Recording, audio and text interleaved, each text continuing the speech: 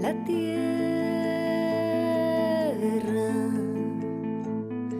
la tierra te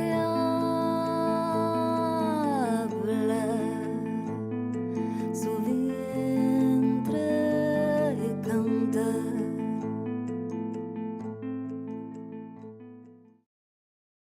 Willkommen, c'est notre 5e cercle Ecoféminothèque de l'année et on est super contente d'être ce soir dans un nouveau lieu symbolique du féminisme à Berlin, le centre SUSI, Interkulturelles Frauenzentrum, qu'on vous présente en vrai aujourd'hui parce qu'on a enfin le droit d'accueillir un petit groupe de personnes sur place, mais on est aussi en ligne sur Zoom et en direct sur Facebook. Guten Abend an alle, bienvenue. Es ist unsere 5.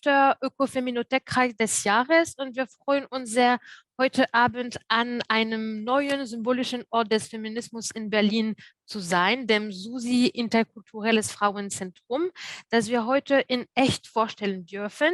Endlich dürfen wir eine kleine Gruppe vor Ort begrüßen und wir sind auch online via Zoom und auch auf Facebook live.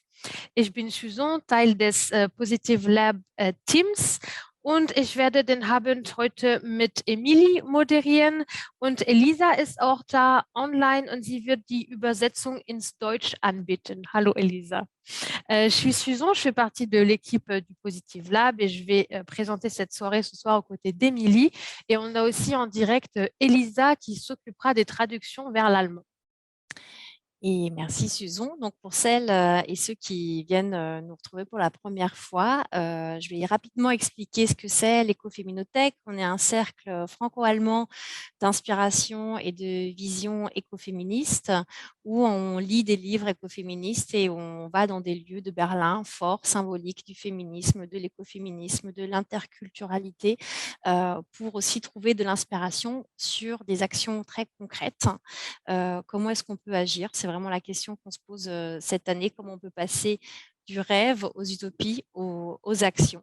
Ich werde kurz vorstellen, unsere Initiative, das ist eine deutsch-französische Initiative, die Ecofeminothek, und wir sind ein deutsch-französischer Kreis, wo wir von Literatur uns inspirieren lassen, um dann besser als Aktivistin oder Aktivisten zu entdecken, zu unterstützen. Und hier in Berlin haben wir auch ein großes Glück, weil es gibt so viele unglaubliche Orte, die uns einladen können zu agieren, dass wir so dieses Jahr auch in wichtige symbolische Ort sind, die Frauen unterstützen, die Feminismus unterstützen und auch Ökofeminismus unterstützen. Et voilà, donc on puise dans les livres. Nous sommes soutenus par le Fonds citoyen franco-allemand. C'est grâce à en direkt, sur place, en hybride. Wir haben auch großes Glück, weil wir von dem Deutsch-Französischen Bürgerfonds unterstützt werden dieses Jahr. Und dank dieser Unterstützung können wir auch so Hybrid-Event veranstalten. Das ist toll, weil dann können auch Frauen aus Frankreich und woanders in Berlin auch als in Berlin uns folgen. Et c'est super parce que du coup, on a un public qui peut nous voir d'un petit peu partout. Alors, notre titre pour ce soir, c'est un titre très fort qui est vraiment puisé du titre anglais de 1% de Vandana Shiva. Briser les Illusions, semer la Liberté. Unser Titel heute ist ein sehr starkes Titel. Unser Thema kommt von dem Untertitel von diesem Buch, englische Titel, das ist Illusionen zerschlagen, Freiheit säen. Und wir haben dafür ein tolles Programme, Susan, die du uns erzählen wirst. Und Susan va nous expliquer en fait ce qui nous attend ce soir. Exactement. Donc, on est ce soir dans un lieu important, très important pour les femmes à Berlin. C'est un lieu qui est interculturel, intersectionnel, féministe et qui regroupe et qui soutient des femmes de tout pays et de tous horizons. Et on a la chance d'être accueillis aujourd'hui par Adalka Thomas, qui est la responsable du programme de ce centre SUSI. Bonsoir, Adalka. Also, ja, stimmt.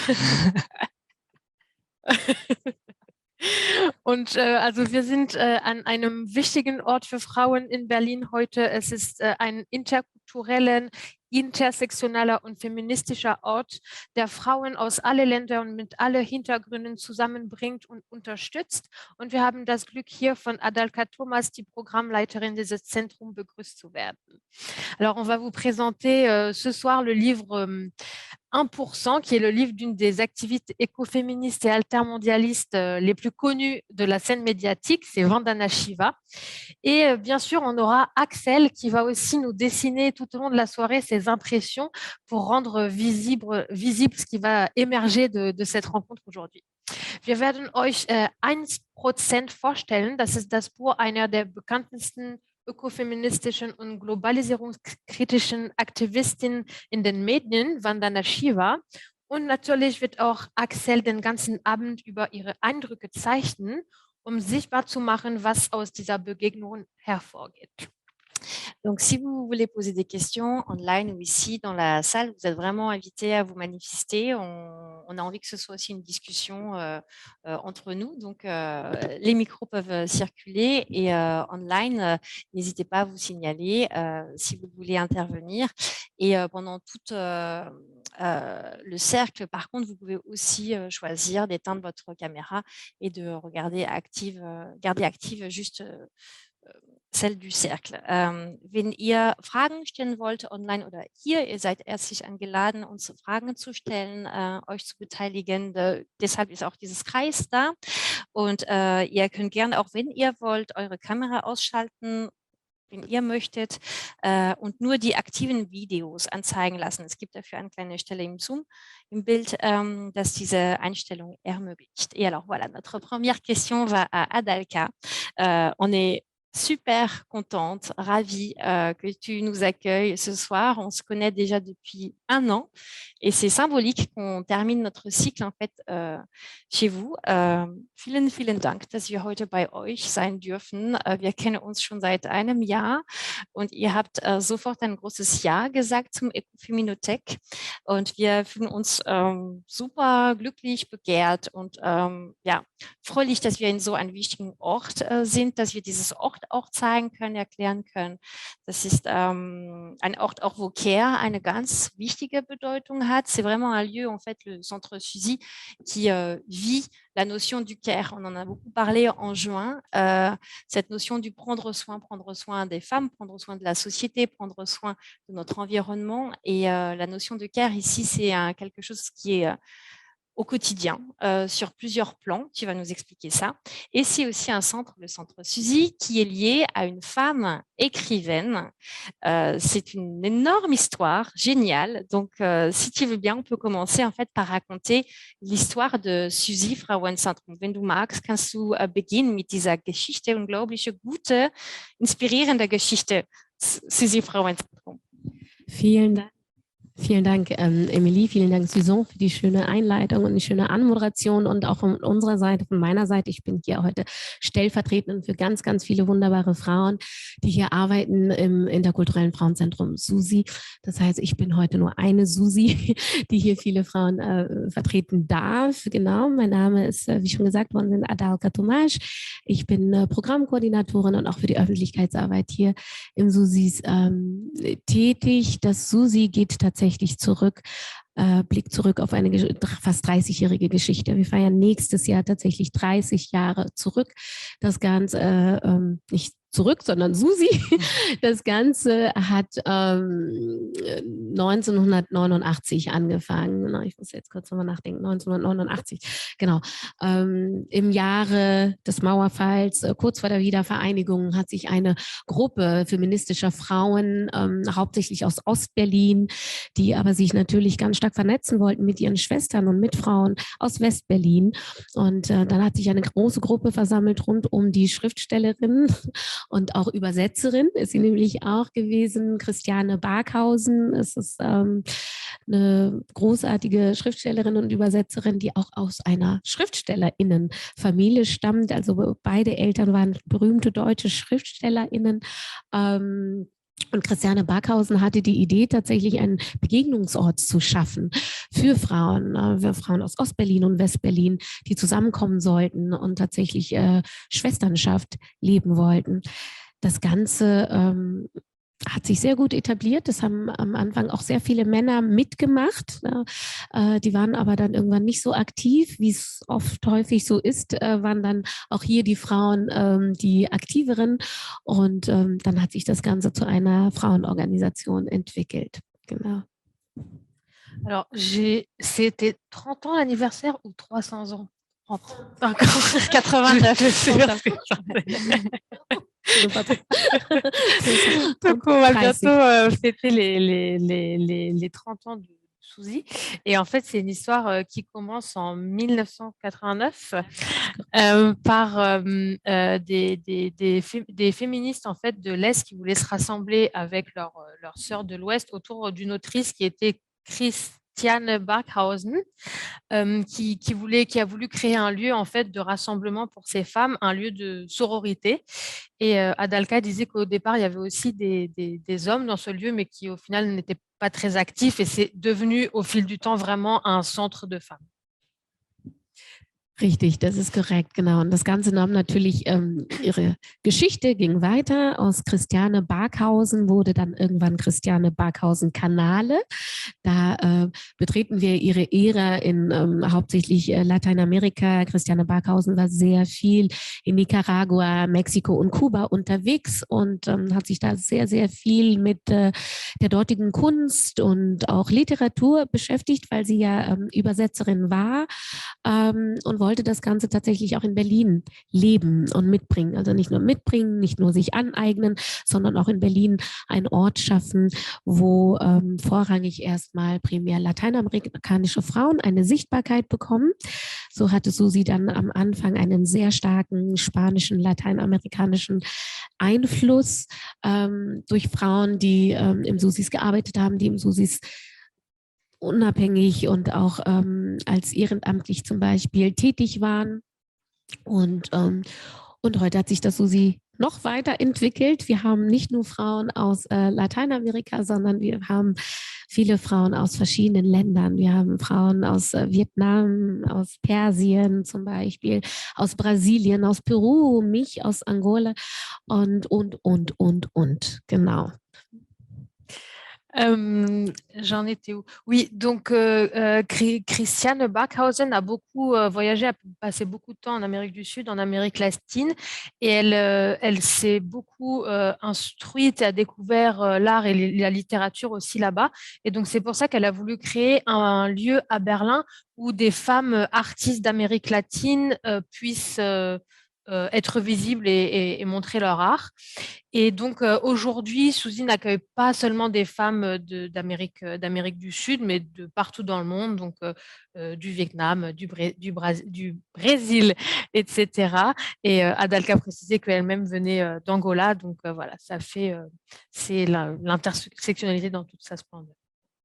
Et c'est super symbolique parce qu'on voit que c'est un lieu qui a vraiment une volonté au début culturelle et qui est devenu un lieu d'activisme. C'est tellement, ça va tellement bien avec notre site l'écoféminothèque. Donc, c'est magnifique d'être ici pour notre dernier événement. Das klappt so gut, dass wir heute hier in einem Ort sind, wo es auch am Anfang so eine Vision für Kultur war. Da wollte man kulturelle Visionen verbreiten und ein bisschen so breiteres Spektrum auch hier in Berlin anbieten. Und mit den Jahren, es ist immer noch sehr kulturell, was hier passiert, aber das ist auch mit ein bisschen so mehr Touch auch von Aktivismus und von Feminismus drin. Also da ist es auch so. Wir werden noch mal drüber sprechen, über eure Aktionen, wie ihr Frauen unterstützt, ganz konkret. Aber zuerst, vielleicht sprechen wir und stellen wir das Buch vor. On va parler bien sûr des actions en fait du centre Suzy, de ce qui se passe ici d'une façon concrète et quotidienne. Mais d'abord, on va présenter le livre 1% de Vandana Shiva, Reprendre le pouvoir face à la toute-puissance des riches. Rien que le titre, ça donne envie de le lire. Wir werden also dieses Buch jetzt vorstellen. Das ist ein engagiertes, das ist ein militantes Buch, das unser derzeitiges Gesellschaftssystem auch stark dekonstruiert. Et c'est grâce à Elisa qu'on a choisi en fait de lire ce livre ensemble pour l'Ecofeminothek. Wir haben Elisa zu verdanken, dass wir heute Abend dieses Buch lesen und das bedeutet, Elisa, jetzt bist du dran. Du kannst uns das Buch vorstellen und wie es für dich war, diese Lektüre. Alors, tu es stumm, du bist stumm. Hört ihr mich? Ja. Ja. Ja? Okay. Mit der Verbindung. Weil ihr seid mir eingefroren. Wir nehmen uns die Zeit, dass die Verbindung Okay, gut jetzt funktioniert. höre ich euch. Jetzt Okay, können jetzt. wir Okay, dich. ja, ich euch auch wieder. Okay. Also, das Buch, was ich auf Deutsch gelesen habe, weil ich Deutsche bin. Und ja, also es sind, ich weiß nicht, ob man das sieht, es ist das halbe Buch, also alles, was mir wichtig schien, das alles, Bandana Shiva, gibt eine unglaubliche Fülle an Informationen, die eben vor allem die Elite natürlich, das 1%, das reichste 1% kritisiert und konkrete Beispiele gibt, welche Macht diese 1% haben. Also eben nicht nur Geld, sondern eben auch Macht, wie wir alle zurzeit am eigenen Leib spüren. Für mich war eines der schockierendsten Beispiele das Saatgut, weil das wusste ich überhaupt nicht, wie sich dort die Biotechnologie und die Macht dieser 1% zusammentun und dann eben Saatgut patentieren und das zu Selbstmorden bei Bauern führt, dass unsere Böden verarmen. Also ich habe vorher schon vieles gelesen, aber was Bandana Shiva dort zusammenträgt an Fakten, ça hat mich einfach umgehauen. Mais je vais me traduire moi-même en français pour que ce soit pas trop ennuyeux pour les francophones. Donc, moi, j'ai lu le livre en allemand, bien sûr, parce que je suis allemande. Et j'ai marqué donc des pages pour me rappeler les endroits qui me paraissaient importants. Et donc, c'est la moitié du livre. Donc, il y a trop d'informations, en fait. C'est difficile de se rappeler toutes les données qu'elle montre au lecteur, en fait, pour montrer le pouvoir.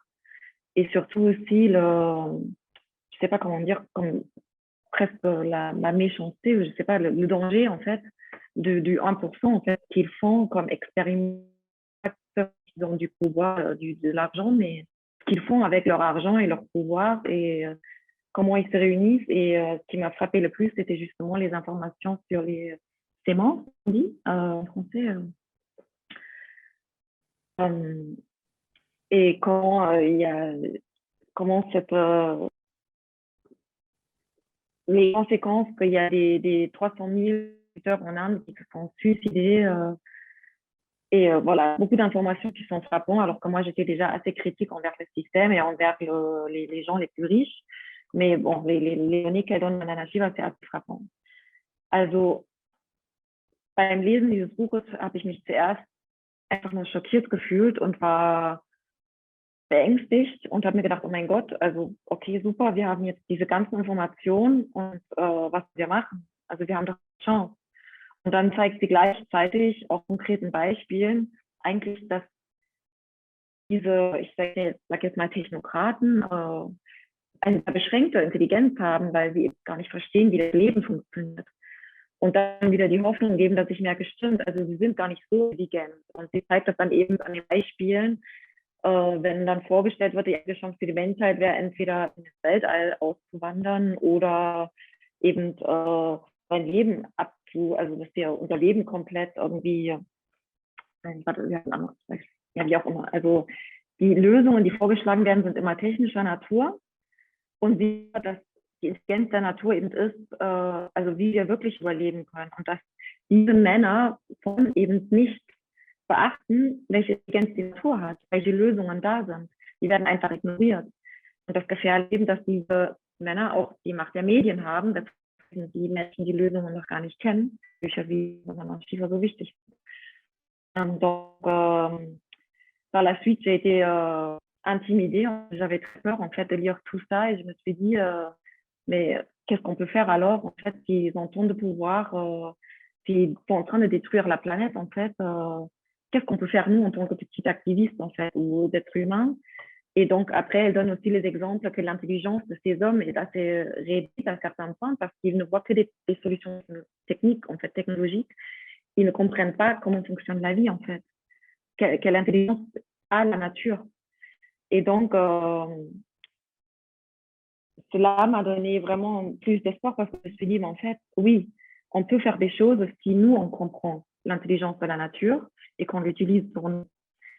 En même temps, eux, ils possèdent la plupart des médias, donc c'est très compliqué si la plupart des gens ne savent même pas. Et c'est pour ça qu'un livre comme celui-ci est très important et c'est très important qu'on en parle. Und am Ende hatte ich noch Hoffnung, weil sie eben konkret auch die Lösung zeigt, das ist erstmal unsere Welt sich zu ändern, dass auch wir ernst nehmen, welche Macht wir haben, welche Selbstorganisation die Natur hat, welche Kreativität auch wir Menschen haben, wie wir alle zusammenwirken können und was wir dabei entfalten können. Dann ganz konkret, wie die Lokalität hilft, also wenn wir alle sofort lokal bei uns im Ort Nahrung anbauen, Nahrung kaufen, Bauern vor Ort unterstützen und uns vernetzen und eben wie wichtig es auch ist, manchmal zivilen Ungehorsam zu üben und eben dann uns selbst zu organisieren zusammen. Und dass das halt ganz konkret schon ab jetzt machbar ist, wenn wir sofort loslegen.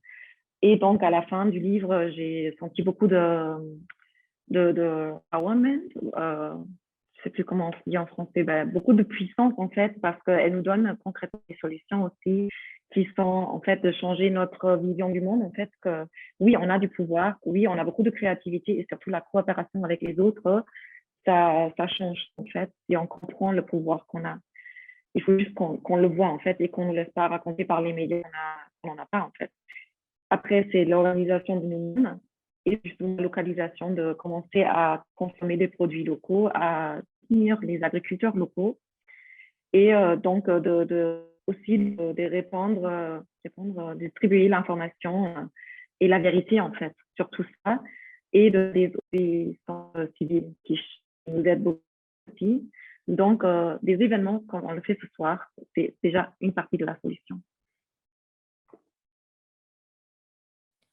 Merci, merci beaucoup Elisa. On voulait juste s'excuser pour la qualité qui n'était pas au rendez-vous, mais on a quand même pu comprendre ce que tu voulais dire dans les grandes lignes. Donc merci beaucoup. Sorry für die schlechte Verbindung, schlechte Qualität, aber ich denke, wir konnten schon verstehen die Hauptgedanken von Elisa. Vielen Dank, Elisa. Alors, Vandana Shiva, c'est vrai que c'est une figure très intéressante de l'écoféminisme parce qu'elle s'est depuis le début alliée avec la sociologue allemande Maria Mies pour déconstruire, décrypter et dénoncer le système capitaliste. Et on avait envie de partager avec vous un extrait d'une de ses conférences pour qu'on puisse aussi l'entendre parler, parce que c'est vrai que c'est une femme qui voyage dans le monde entier pour discuter écoféminisme et préservation des semences, agriculture durable, etc. Et ici, donc, elle nous rappelle un des mouvements historiques de l'écoféminisme qui est le mouvement Chipko en Inde. Et elle va commencer avec un poème. Et c'est vrai qu'ici, à l'Ecoféminothèque, on est assez sensible à la poésie qui mène à l'action.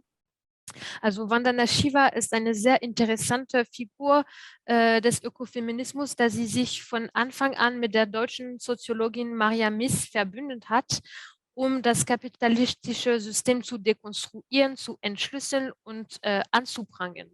Und wir wollten einen Ausschnitt aus einem ihrer Vorträge teilen, um sie auch sprechen zu hören, denn sie reist um die ganze Welt, um über Ökofeminismus und die Erhaltung vom Saatgut zu sprechen. Und hier erinnert sie an eine der historischen Bewegungen des Ökofeminismus, die Chipko-Bewegung in Indien. Und sie beginnt mit einem Gedicht, denn hier in der Ökofeminothek denkt man, dass Poesie die Aktion einleiten kann. Und ich wollte nur checken, dass dieses Screen-Teilen funktioniert, weil wir können das hier nicht sehen. Und wenn man das hier vielleicht noch dazu sehen kann, das ist super. Je vérifie juste que le partage des écrans, on bidouille hein, avec la technique, fonctionne et comme ça, on peut lancer la vidéo et comme ça, les personnes qui sont ici présentes peuvent aussi la voir parce que là, de ce que je comprends, ce sont que les personnes online qui vont pouvoir voir la vidéo. C'est ça. Super. Vielen, vielen Dank, Frank. Jetzt kommt Vandana Shiva für 5 Minuten Rede.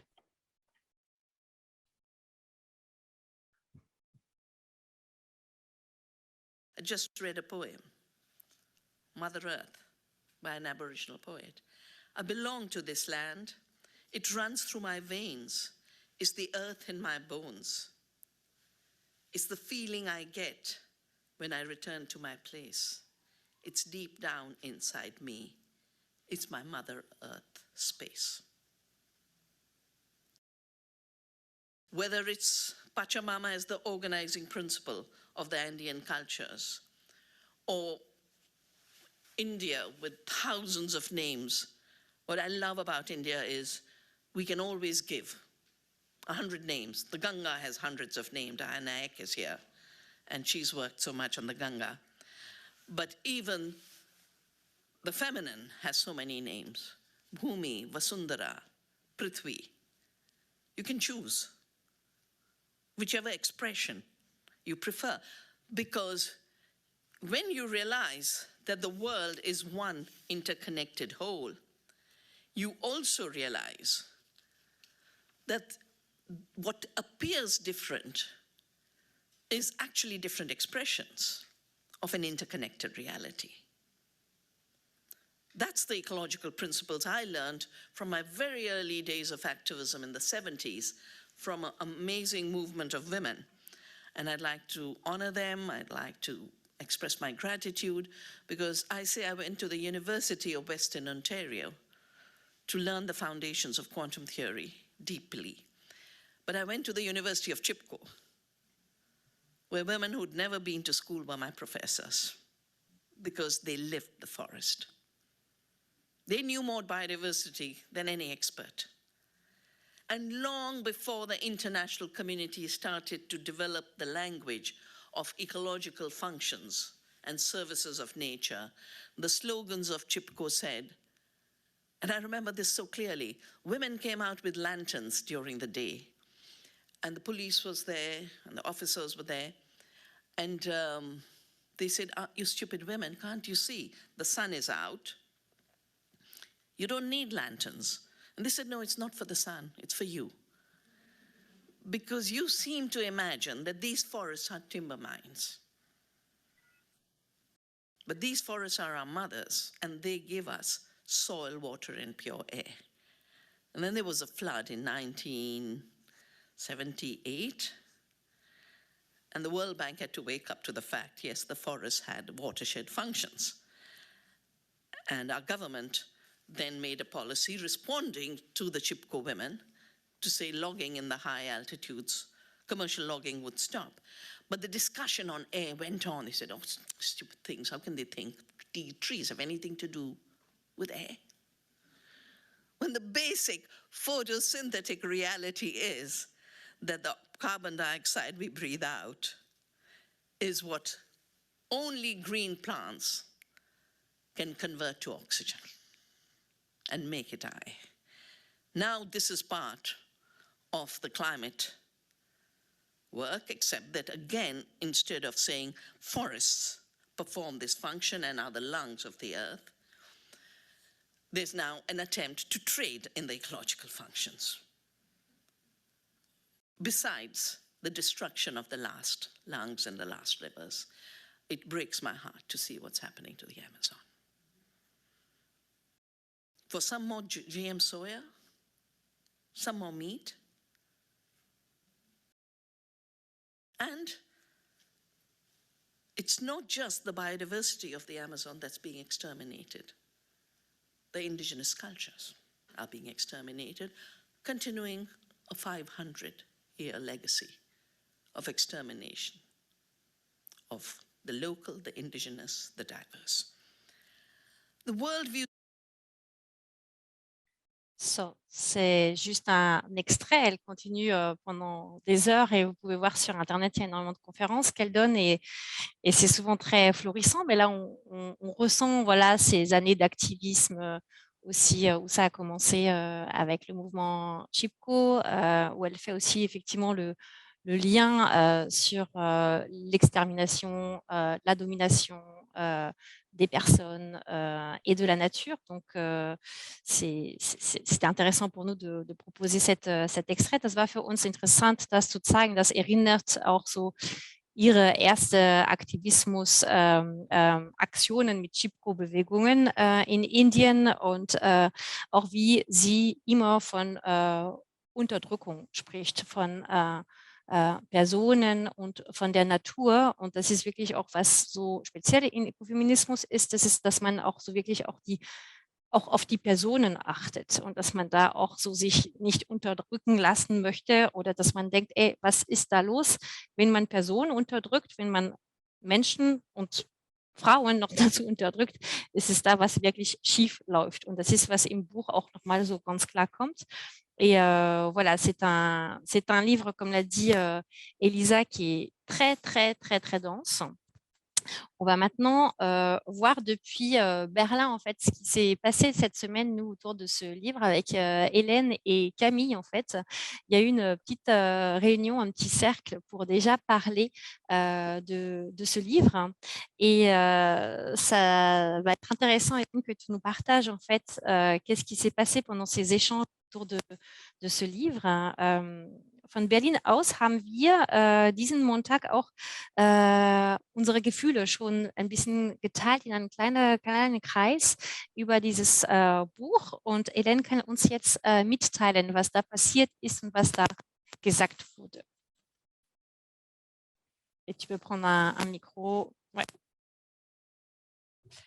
Je ne sais pas si Elisa, tu veux traduire paragraphe par paragraphe ou tout d'un coup.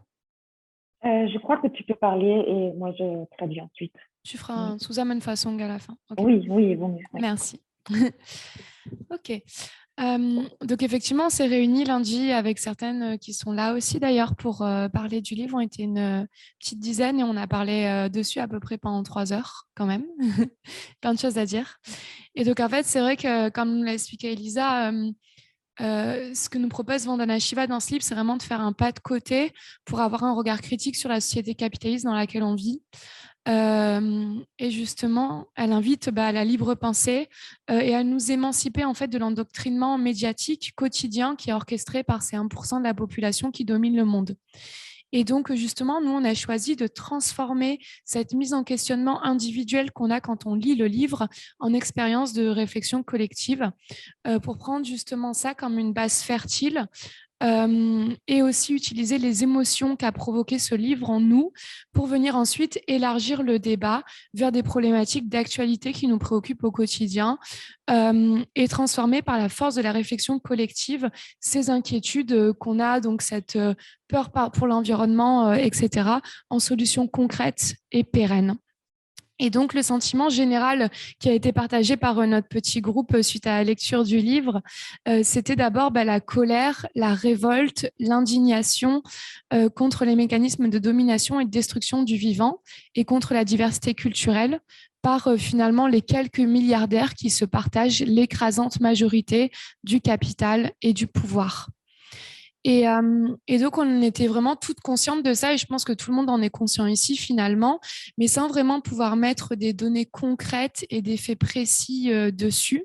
Et en fait, c'est ça que nous a permis ce livre, c'est vraiment de venir rationaliser et documenter ce ressenti qu'on avait, mais également de venir le justifier et l'appuyer. Donc, en un mot, c'est un peu comme si on pouvait dire qu'on avait raison et que c'est encore pire que ce qu'on croyait. Donc, tout d'abord, concernant la privatisation et l'accumulation du capital par quelques-uns qui s'approprient finalement en toute légalité les biens collectifs. Donc, au final, il y a 1% de la population qui possède autant de richesses que 3,6 millions d'êtres humains. Et les exemples cités dans le livre sont finalement venus se mêler à nos connaissances individuelles pour former un large canevas de déclinaison d'appropriation individuelle de biens communs. Donc, par exemple, les scientifiques de Bayer-Monsanto s'approprient les gènes découverts dans les semences cultivées et connues par les paysans depuis des milliards d'années pour les breveter et se les approprier et les commercialiser. Ou un autre exemple, c'est qu'aux États-Unis, Bill Gates est le plus grand propriétaire de terres agricoles. Et dans le monde, 70% de l'industrie agroalimentaire est entre les mains de 3 acteurs. Et donc, ça provoque en fait le surendettement des paysans. Donc, on compte notamment en Inde 300 000 suicides de paysans. Et en France, il y a un paysan qui se suicide tous les 4 jours.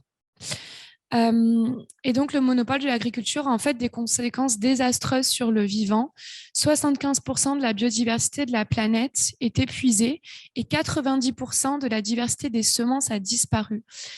Donc, la monoculture et le génie génétique viennent déstabiliser finalement la fragile barrière naturelle de protection des cultures contre les nuisibles. Et donc, on est obligé d'utiliser des pesticides comme le Roundup que vous connaissez et qui est quand même présent dans pratiquement 50% des sols de l'Europe et qui est une substance cancérigène. Et donc ça nous a rappelé justement aux filles qui étaient là également la guerre de l'eau. On parlait d'Amérique latine, la guerre de l'eau qu'il y a en Amérique latine en ce moment et notamment au Chili. Et en fait, l'eau, elle est privatisée avec l'accord de l'État et par des industriels. Et donc, au Chili, il y a 1,5 million de personnes qui n'ont plus accès à l'eau de façon permanente à cause de cette privatisation. Et donc, cette privatisation, elle est aussi extrêmement nuisible dans d'autres domaines qui nous sont venus ensuite à l'esprit. Donc, on a pu vraiment discuter de ça. Donc, notamment la conquête spatiale par Elon Musk, qui est en train de complètement envahir l'espace avec ses satellites. Sans limite ni réglementation. C'est vraiment un terrain de jeu infini pour les milliardaires, l'espace. Il y a aussi le monopole d'Internet, qui est quand même notre première source d'information à nous tous. Donc là, dans le livre, Vandana Shiva, elle parle du projet India Freebase, qui en fait a été orchestré par Mark Zuckerberg. Et donc, le but, c'était de monopoliser Internet en Inde. Et en fait, il y a le gouvernement indien finalement qui a résisté et donc ça ne s'est pas fait. Mais cependant, l'histoire se répète et s'amplifie puisque je pense que tout le monde en a entendu parler. Elon Musk a prévu avec le projet SpaceX de déployer une couverture d'Internet mondiale. Et donc, ce qui fait qu'en fait, la plus grande réserve d'informations du monde serait entre les mains finalement d'un seul homme, Elon Musk. Un autre sujet qu'on a débattu lors de ce cercle, c'était, et qui nous a aussi beaucoup indignés, c'était vraiment le philanthrocapitalisme dont parle Vandana Shiva. C'est-à-dire que sous couvert de philanthropie et de fondations, comme celle de Bill et Melinda Gates, finalement, ces milliardaires vont participer au pillage des biens communs. Donc Bill Gates, en fait, il se présente et il est présenté par les médias comme un philanthrope qui va gagner, qui va venir aider l'humanité, alors qu'en fait, il gagne ses milliards grâce au monopole des brevets informatiques qui étaient avant des logiciels libres. Tout le monde a le pack office, par exemple, sur son ordinateur. Ça, avant, c'était totalement libre et Bill Gates se l'est approprié. Et aussi le monopole, les brevets génétiques des génomes qui existaient déjà dans la nature et qui sont utilisés depuis des milliards d'années par des paysans, et donc là qui sont brevetés et puis revendus par Bill Gates. Donc en fait, finalement, l'argent qu'il offre généreusement aux associations est très très loin de compenser toute la misère qu'il crée en accumulant sa richesse sur tout ça. Et donc ça nous a aussi fait finalement nous rendre compte d'un fait d'actualité, c'est que Elon Musk, qui est un des plus grands pollueurs du monde, s'est rendu à la COP26 en jet privé pour proposer d'offrir quelques milliards pour le climat, quelques milliards qui ont été gagnés en partie grâce à l'exploitation des ressources et de la terre. Et donc, il offre ça pour lutter contre le changement climatique et finalement, ça nous a toutes fait rire jaunes face à l'ironie un peu triste de la situation. Et donc voilà, donc vraiment cette fausse philanthropie, elle est reliée par les médias, par l'opinion publique. Et en fait, le problème, c'est que du coup, ça empêche les personnes de vraiment s'alarmer et se mobiliser contre ces milliardaires parce qu'ils sont vus par tous comme des philanthropes.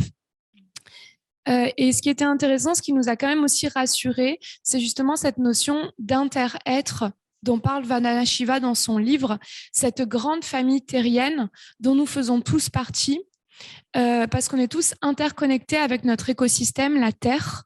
Et du coup, ça, c'est un lien finalement qui est très inspirant, puissant, indestructible et qui rend les hommes et le vivant forts et en fait qui ne demande qu'à ressortir, à être conscientisés, à être exploités.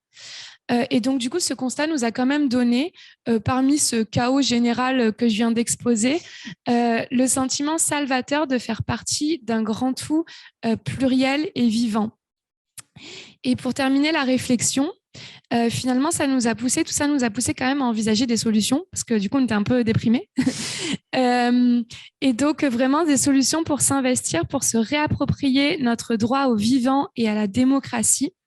Alors, ça passe par plusieurs choses dont a parlé Elisa en partie.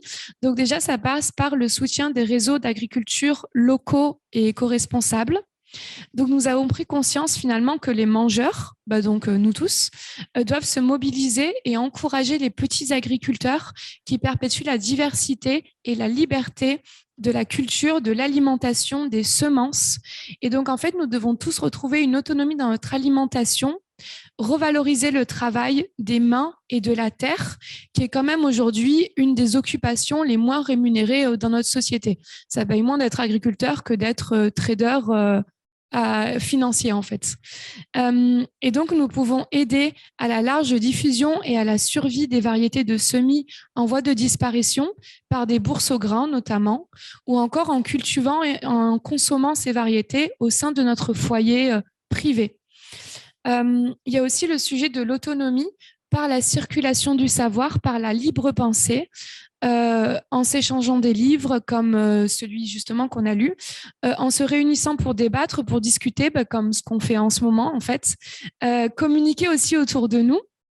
Et en fait, c'est tout autant d'initiatives qui vont faire qui vont ralentir l'accaparation du savoir et de l'information par les 1%. Donc vraiment, ce qu'on fait là, ce que vous faites toutes, c'est super important.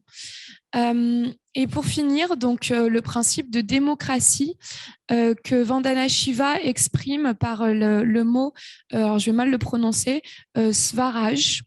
Et en fait, c'est un principe indien qui veut dire c'est apprendre à nous gouverner nous-mêmes. Et en fait, le développement des réseaux autonomes locaux, comme justement ce que fait le centre Suzy, permet de prendre soin de la communauté et de la planète de façon autonome, sans dépendre de l'État pour le faire. C'est vraiment entre nous qu'on s'organise. Et en fait, c'est la clé pour accéder à cette liberté auto-organisée que chacun d'entre nous a entre ses mains. Et donc, on en a conclu par une note positive finalement, qui est que les initiatives associatives que mène le Centre Suzy et d'autres organisations vont dans la bonne direction. Et en fait, si on continue à se réunir, à nous unir, à lire, à militer, à penser librement, à tisser un tissu associatif collectif et local, ensemble, nous allons vers la liberté du vivant. Voilà. Okay, ich versuche das jetzt zusammenzufassen. Am Montag haben sich Elen und andere Leserinnen des Buches halt zusammengefunden, um ihre Eindrücke auszutauschen. Und sie alle waren ebenso wie ich von den Informationen, von der Fülle an Informationen erschüttert und haben vor allem eine Zusammenfassung für sich feststellen können, dass sie vieles schon geahnt haben und auch dachten, sie wüssten es, aber dass sie recht haben und dass es noch viel schlimmer ist, als sie dachten. Weil Vandana Shiva eben wirklich genau diese ganzen Beispiele zeigt, wie die Milliardäre sich also durch Privatisierungen und Anhäufung von Geld Macht kaufen und den Planeten zerstören und eben Saatgut zum Beispiel, das es seit tausenden Jahren oder Milliarden Jahren kultiviert wird, sich die Gene patentieren lassen, um sie dann zu vermarkten und dadurch den Selbstmord von extrem vielen Landwirten in Indien 300.000 und in Frankreich begeht alle 4 Tage ein Landwirt Selbstmord.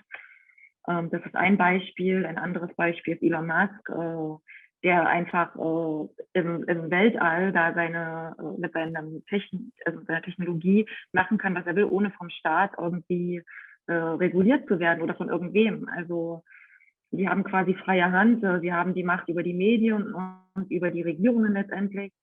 Und das, was die Leserinnen Elens Diskussionsrunde auch so wütend gemacht hat, war eben der Philanthrokapitalismus, dass das Ganze auch noch, weil sie die Medien besitzen, verkauft wird, als würden sie Philanthropie betreiben und dass sie in der öffentlichen Meinung wirklich als Philanthropen dastehen. Deshalb eben das große Problem, vor dem wir letztendlich stehen, ist, dass die meisten Menschen diese Informationen gar nicht haben, die in diesem Buch steht.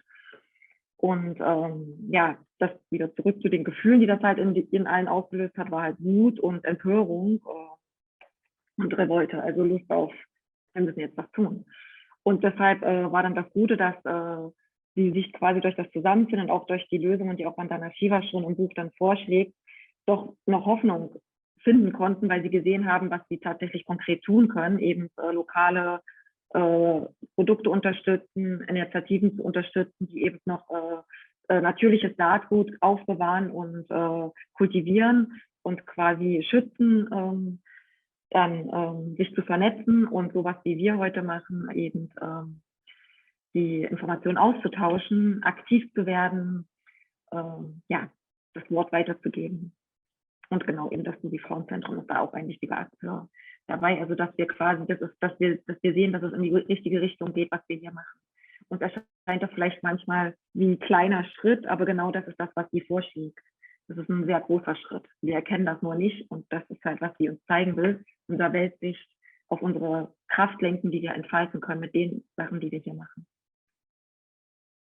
Merci beaucoup à toutes les deux. Merci Hélène pour ce super compte rendu. Merci Elisa aussi pour la Zusammenfassung. Et c'est vrai que dans ce cycle Rêve et Utopie, on a vraiment envie de cultiver l'optimisme, mais avec ce livre, ça n'a pas été facile du tout.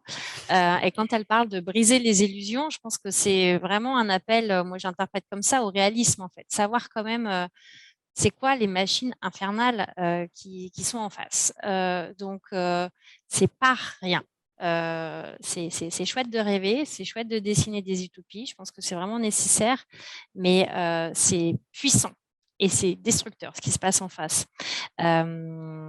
Wenn Vandana Shiva von Illusionen zerbrechen spricht, das ist wirklich, ich glaube, das ist auch so ein Ruf an Realismus, dass man, also hier bei der Ecofeminothek, wir mögen träumen, wir mögen auch von Utopien sprechen, von anderen Welten, von besseren Welten sprechen, weil wir wünschen uns auf jeden Fall eine andere Realität. Aber da sagt sie schon ganz, ganz klar und mit sehr viel Fakten, wie mächtig das System ist, wie zerstörerisch das System ist und genau, wo sind wir gerade, womit hat man zu tun sozusagen. Und das ist nicht so leicht. Trotzdem gibt es Hoffnung. Adelka, wie war es für dich, jetzt das zu hören von diesem Buch? Ich weiß nicht, ob du es auch komplett gelesen hast und wo es bei dir Punkten berührt hat. Ich habe dieses Buch jetzt konkret, die 1% nicht gelesen, aber ich habe andere Bücher von Vandana Shiva gelesen, die mich nach wie vor berühren, nachhaltig beschäftigen, immer wieder. In diesem Buch, das habe ich überflogen tatsächlich, also und inhaltlich ist mir das Thema sehr nah, spricht Vandana Shiva ganz konkret von der Erddemokratie zum Beispiel. Ne? Und dann sagt sie so einen schönen Satz, dass wir eine Zukunft in Freiheit nur sehen können, wenn wir die zügellose Macht der Machthabenden tatsächlich durchbrechen. Ja, die Machthabenden sind in diesem Fall, wir haben es gehört, Bill Gates, Melinda Gates Stiftung, Elon Musk wurde ja auch hier mit seinem Tesla, auch hier in Berlin zum Beispiel entstehen sollen, sehr umstrittenes Projekt und. Die Namen kennen wir. Das macht natürlich, es frustriert, ja? Es wühlt viel auf, gerade wenn ich auch auf unsere Arbeit schaue. Susi steht ja, wir haben es vorhin nicht gesagt, aber für solidarisch, unabhängig, also solidarisch, unabhängig, sozial und international tatsächlich und Und das versuchen wir auch tatsächlich zu leben. Wenn wir da schauen, Vandana Shiva spricht ganz klar von den Eliten. Für uns sind hier zum Beispiel im Kleinen die Eliten auch schon die Strukturen, ja, die machthabenden Strukturen, die zum Beispiel es möglich machen, dass eine Organisation wie das SUSI nur niedrigschwellig zum Beispiel gefördert wird, ne? Nicht so gefördert wird wie so die größeren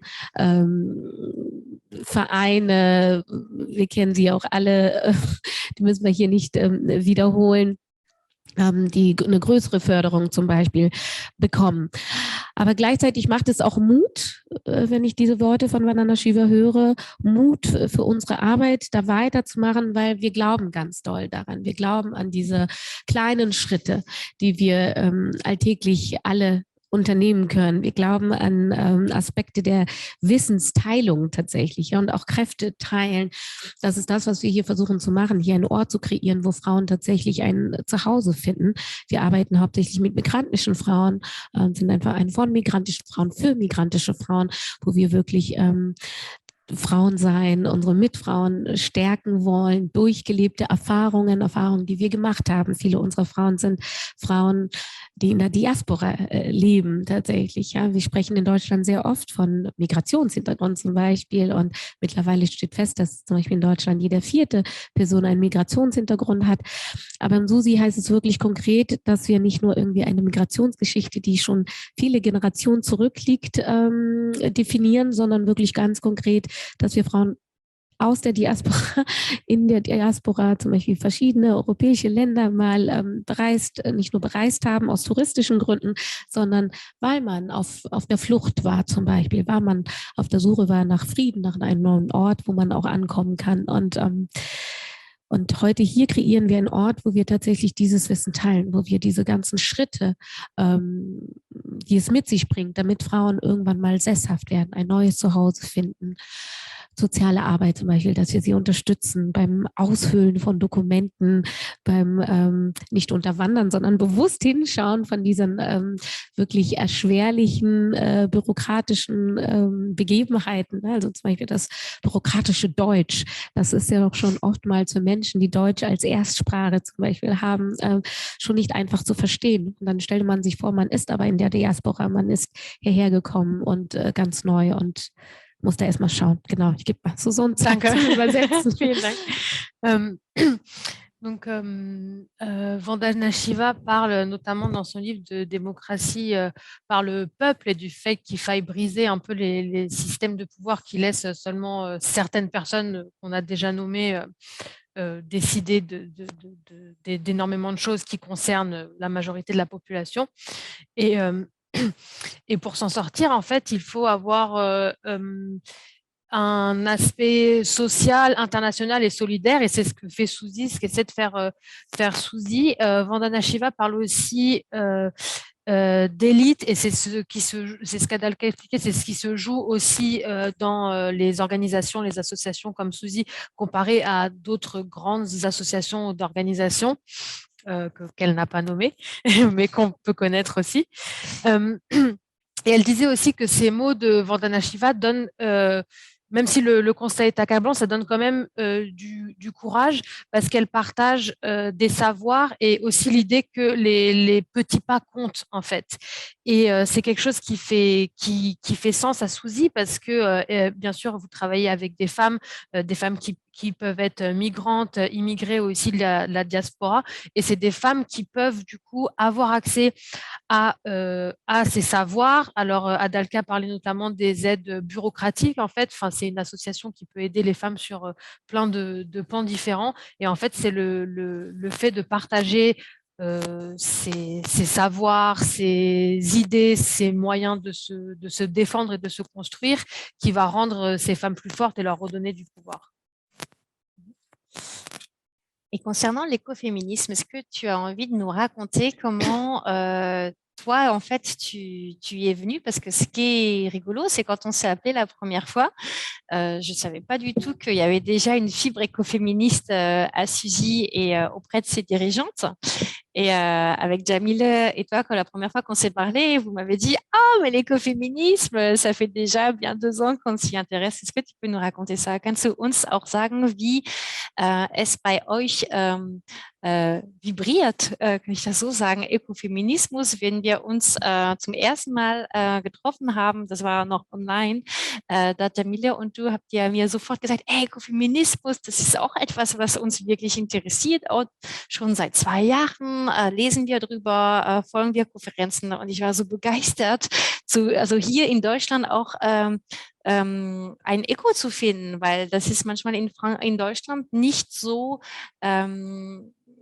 ich weiß nicht, so berühmt wie in Frankreich. In Frankreich ist großes Trend, aber in Deutschland spricht man nicht so sehr von Ökofeminismus. Wie seid ihr dazu gekommen? Genau, das ist tatsächlich so, dass Deutschland anders als man oft glaubt, hin und wieder in bestimmten Bereichen wir noch in so Baby-Steps sind. Ja, also bei mir persönlich war es tatsächlich so, dass ich Rachel Carson gelesen habe als Teenie.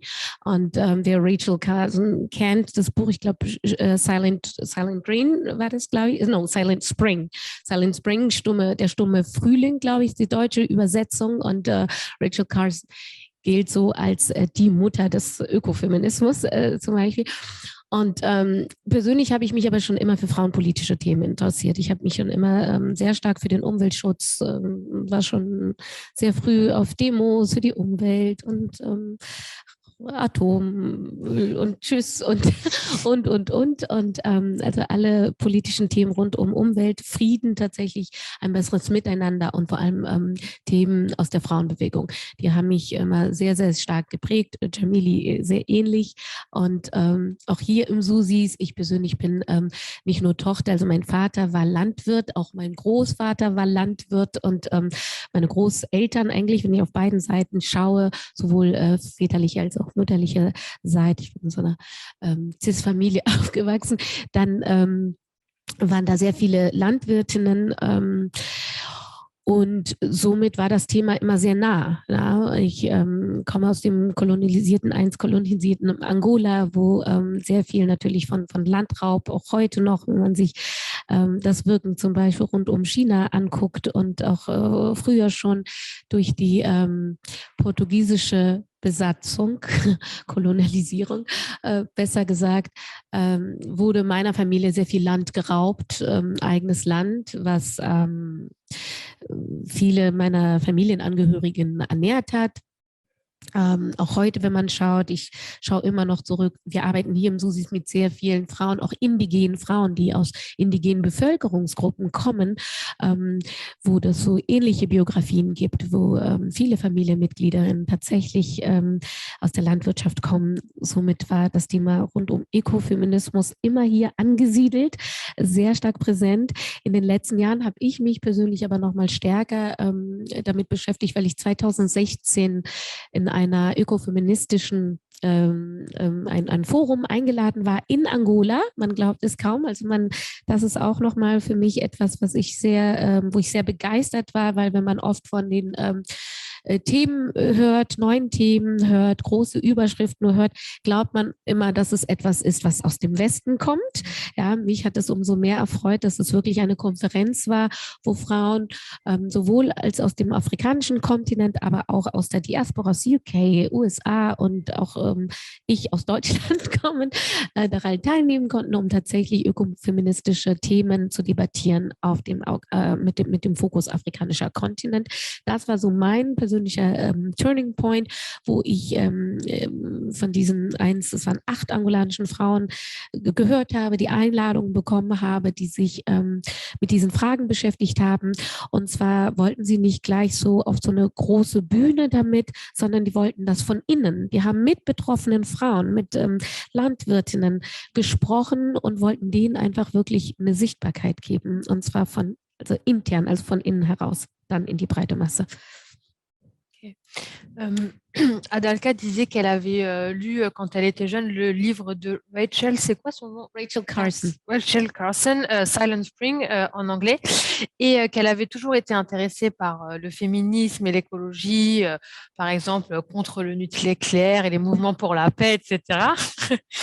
Euh, et elle disait aussi que son père, son grand-père et d'autres personnes de sa famille sont des paysans, des agriculteurs, et qu'elle vient donc d'Angola, donc qui est un pays colonisé où beaucoup de personnes travaillaient et travaillent toujours de la terre, et beaucoup de personnes se sont fait voler leur terre par les colons. Et elle disait qu'en fait, c'est un parcours de vie que partagent de nombreuses femmes à Souzy qui sont des femmes indigènes et immigrées qui ont aussi beaucoup de personnes dans leur famille qui ont un rapport fort à la terre, donc dans la paysannerie, dans l'agriculture. Et donc, en fait, l'écoféminisme est de base, même sans avoir besoin de le nommer, est de base présent chez Souzy. Et Adalka rajoutait aussi, par rapport à son expérience personnelle, qu'en 2016, elle a été invitée à une conférence écoféministe en Angola. Déjà, c'est bien de souligner que tout ne se passe pas en Occident et en Europe. Et donc, il y avait des femmes africaines qui étaient invitées, et des femmes issues de la diaspora.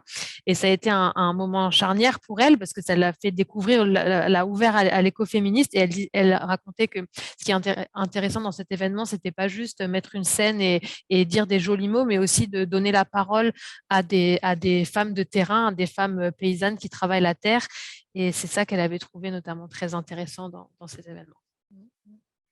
Et comment tu vois les choses, Vandana Shiva? Elle parle d'un nouveau colonialisme, en fait. Elle parle vraiment de Bill Gates comme le colon des semences. Et c'est super intéressant de se dire quelles peuvent être les armes pacifistes ou pas contre en fait cette façon de continuer à s'approprier ce qui n'est pas à soi. On pourrait dire ça peut-être comme ça pour aller vite. Und was denkst du, was meinst du? Vandana Shiva spricht in ihrem Buch von Kolonialismus, die neuen wie sagt man das? Kolonisatoren. Es ist sehr pervers, weil also man sieht und also Kolonialismus gibt es immer noch heutzutage und noch dazu gibt es so auf einer anderen Ebene noch ein System, das weiter kolonisiert und super, super tief. Welche Art von Waffen oder wie kann man da widerstehen und wie kann man da sich positionieren, dass man das auch nicht ich weiß nicht, also wie kann man da agieren? Wie siehst du das, was sie das als Bild so nennt? Ja, das ist ein sehr, sehr erschütterndes Bild, was sie da zeichnet, aber was tatsächlich sehr, sehr wahr ist. Ich erinnere mich da, dass sie den Begriff auch Philanthropie, Imperialismus benutzt tatsächlich, und so fühlt sich das wirklich an, wie so eine Diktatur, wie so ein Imperialismus, und es ist beängstigt, weil es ja so viele Bereiche berührt tatsächlich, ne? Ein Bereich der Gesundheit, Ernährung, das sind so wirklich die Basics, die allerwichtigsten Pfeiler des menschlichen Seins. Und das ist eine totalitäre Weltsicht natürlich, ja, die diese machthabenden Stiftungen, Vereine und ich möchte den Namen gar nicht mehr wiederholen, weil gerade auch im Zuge von Covid haben wir, glaube ich, in den Anfängen sehr stark diesen Namen gehört. Aber ja, es ist schwierig, und nichtsdestotrotz möchte ich ganz stark wirklich nach wie vor, wie vorhin auch, an die Worte von Vandana festhalten, wenn es um Bildung und Wissen geht. Ja, und auch Wissen teilen als ein Instrument, was uns keiner nehmen kann, ja, als ein Instrument, was zur Dekolonisierung tatsächlich beitragen kann. Weil ich glaube, das ist so der Schlüssel, dass wir uns bewusst werden, dass wir leider immer noch auf verschiedenen Ebenen nicht nur kolonisiert wurden, sondern auch tatsächlich immer noch kolonisiert werden, und dass auch Menschen, ganz besonders die vielleicht nicht unbedingt aus Ländern kommen, Herkunft haben, die kolonisiert worden ist, die vielleicht auf der anderen Seite stehen und glauben, dass wir da schauen, dass es wirklich profunde Ebenen gibt, wo wir als Menschen heutzutage kolonisiert werden. Und da lohnt es, da genauer hinzuschauen und immer wieder diesen Prozess der Dekolonisierung eintreten zu lassen.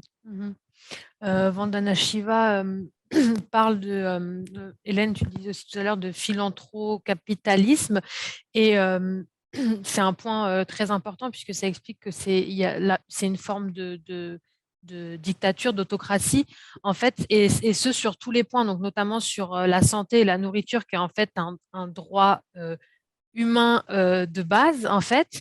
Et Adalka rappelle que en fait, l'information, la formation et le savoir, comme le dit Vandana Shiva, c'est la base parce que c'est des instruments qui nous permettent de comprendre mieux le concept aussi de décolonisation et de colonisation aussi. Et ça permet de prendre conscience à quel point on peut être colonisé ou colon soi-même, selon d'où on vient et qui on est, et à quel point ce sont des choses vraiment profondes et plus profondes que ce qu'on pourrait penser sans se pencher sur ce sujet.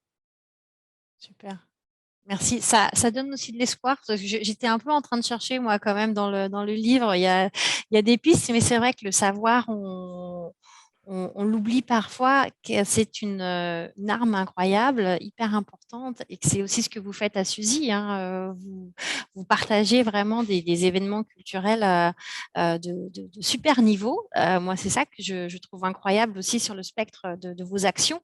À Suzy, est-ce que tu as envie de parler peut-être pour terminer? Après, moi, j'aimerais bien vous poser aussi des questions, enfin, savoir si vous voulez poser des questions à Adalka sur Suzy, sur le livre, réfléchir aussi avec nous. Mais est-ce que tu veux qu'on termine d'abord sur ça? Magst du vielleicht nochmal so dazu sagen, es hilft mir, wenn du sagst, Wissen ist schon eine wichtige Richtung und vielleicht auch so diese gewaltfreie Waffe, die wir benutzen können und wie wichtig es ist, Wissen zu verbreiten.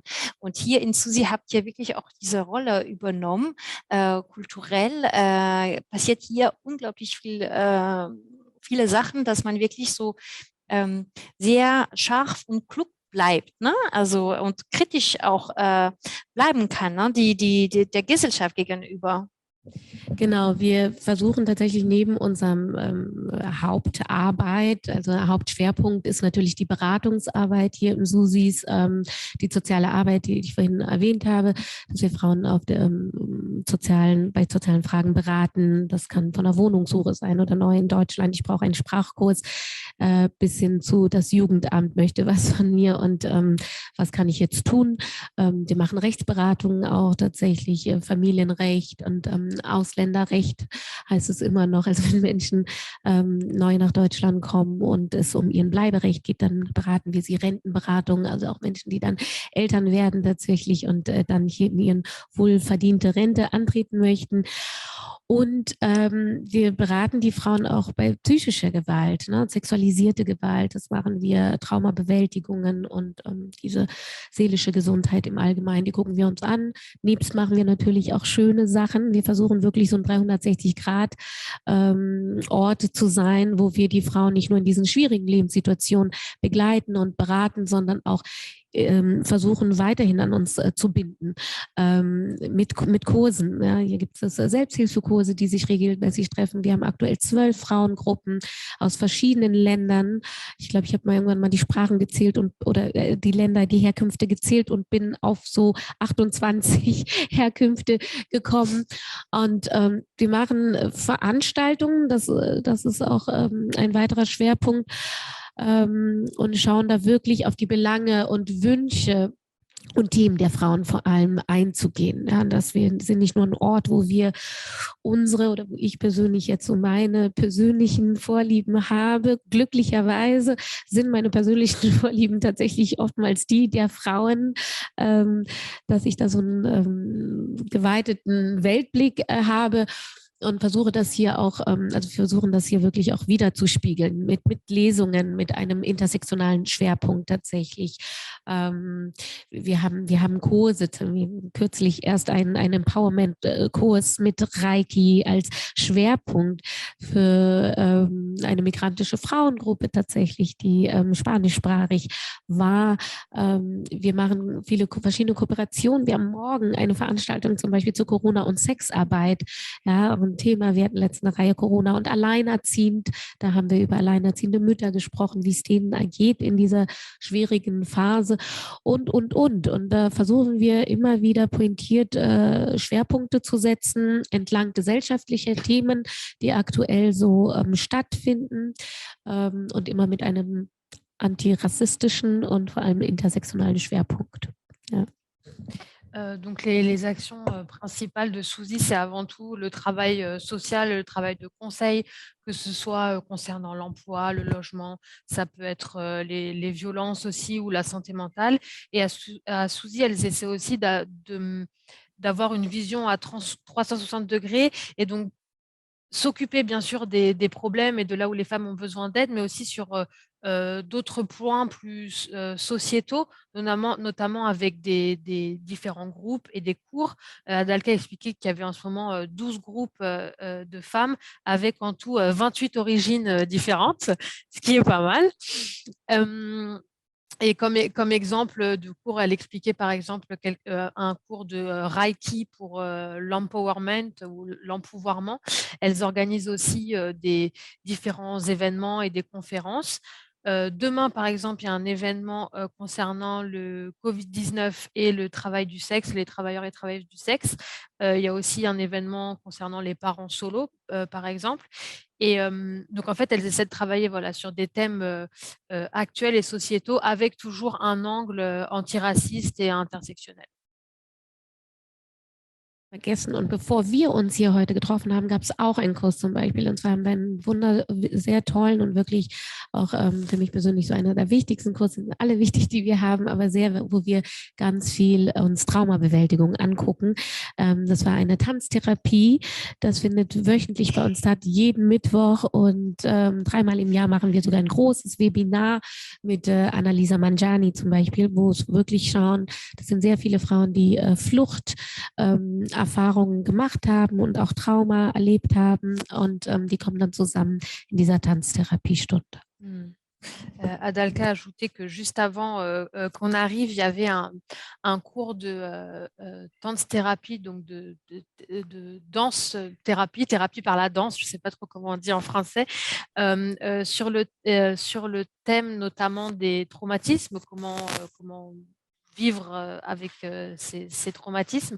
Et donc, c'est un événement qui se passe toutes les semaines, tous les mercredis à Suzy, et vous organisez une fois par an, c'est ça, un grand... 3 fois par an, un grand webinaire sur le thème des traumatismes. Merci. Et c'est là où c'est super intéressant, c'est que ça rejoint aussi ce que raconte Vandana Shiva sur l'interconnexion, que quand on veut prendre soin, on prend soin du tout. Donc à Suzy, ce qui est incroyable, c'est qu'on prend soin de l'âme, du cœur, du corps, et qu'en fait, voilà, on voit bien que si on veut prendre soin, c'est surtout les différents niveaux. Das ist auch so, was Vandana Shiva sagt, ne? Diese Interkonnektivität, wie sagt man das auf Deutsch? Interkonnektivität, dass alles zusammengehört und dass man hier auch so wirklich so Körperarbeit, Zellearbeit, Herzarbeit macht. Das ist alles zusammen, wenn man genau dieses Care-Work machen möchte. Das ist wirklich so das Ganze. Und das ist auch was Vandana Shiva immer wieder verteidigt. Genau, das gehört auch absolut zusammen natürlich, dass wir uns wirklich diese Ebenen zusammendenken, dass wir sie nicht getrennt voneinander sehen, sondern wirklich versuchen zusammenzudenken, weil nur so können wir, glaube ich, als Mensch auch funktionieren. Wenn es dem Körper nicht gut geht, dann können wir, glaube ich, auch keinen Schritt machen zu irgendeiner Behörde, die uns dann irgendwie was Kompliziertes möchte zum Beispiel und das versuchen wir natürlich genau hier in unserer Arbeit zu berücksichtigen, immer wieder.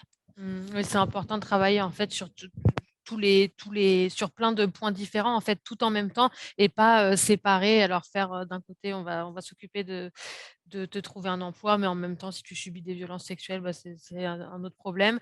Voilà, je pense que c'est important. Enfin, ce que tu dis, c'est que et je le pense aussi, c'est important d'avoir cette vision globale en fait et de pas séparer les choses. Et c'est en même temps aussi une vision de l'écoféminisme en fait, de rejoindre l'exploitation de la terre avec l'exploitation des femmes. Donc, voilà, tout se rejoint. Ouais, merci pour cette inspiration. Je me Merci. tourne vers vous et aussi vers vous au niveau de online. Est-ce que vous avez des réactions? Est-ce que vous avez envie de partager ce qui s'est passé en vous par rapport au livre, ce qui se passe en vous quand vous êtes ici, là, ce soir, où vous entendez Adalka, c'est le moment. On a un micro qu'on peut faire passer.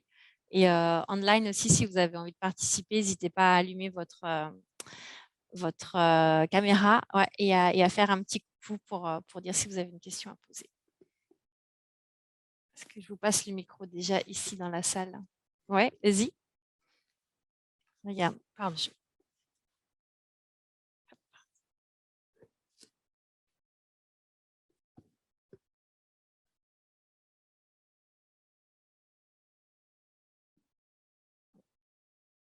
C'est bon?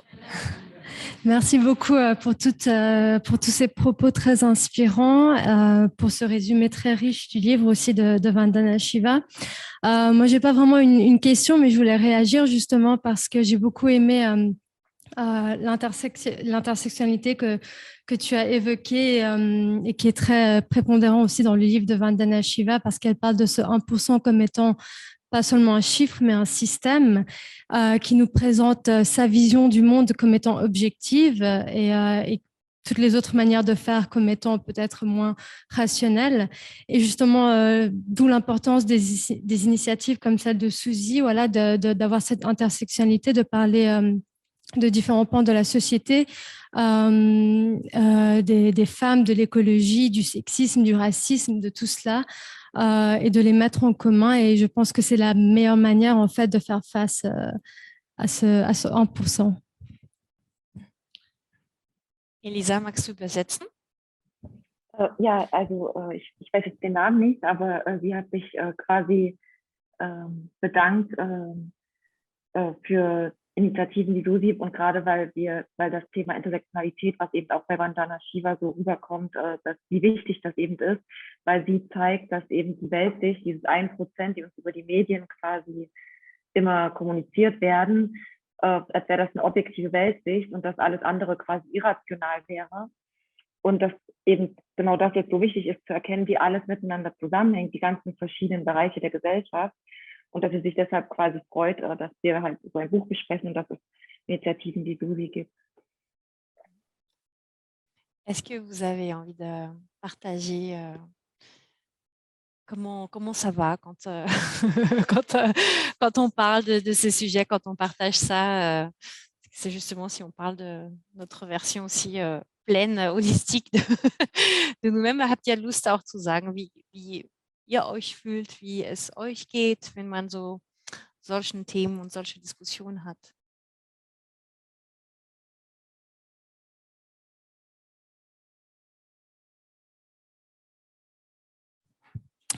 Je voulais juste vous remercier. J'ai pas lu le livre, malheureusement pas encore.